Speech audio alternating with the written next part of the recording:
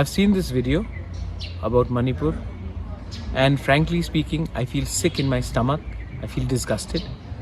All my life, whenever our women were attacked in mainland India or abused, we've stood up, and we've always told the rest of India that it is not like this in Northeast.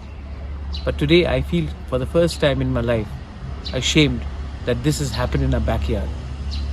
The Chief Minister today has said that he's shocked after seeing the video. Come on, he's the Home Minister. It's a small state, Manipur. This video obviously has been circulating around Manipur, but we did not know about it because internet was banned. But I'm sure the officials knew about it, he knew about it. And he has to be held accountable.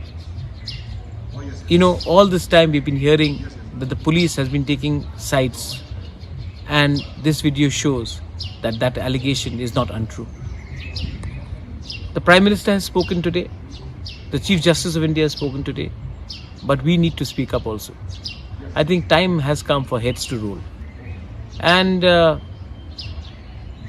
demand for a separate administration obviously comes when you see the administration in Manipur itself trying to take side over one community over other.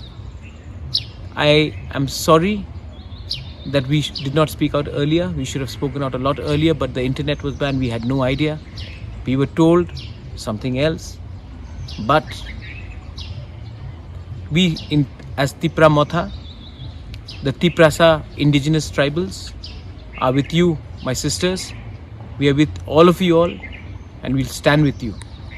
And the government of India, if they do not do something about this now, Manipur will be the experiment of hate in Manipur. The role of the politicians in this experiment of hate in Manipur, if they do not go today, I don't know how long Manipur will remain intact. That's all I have to say.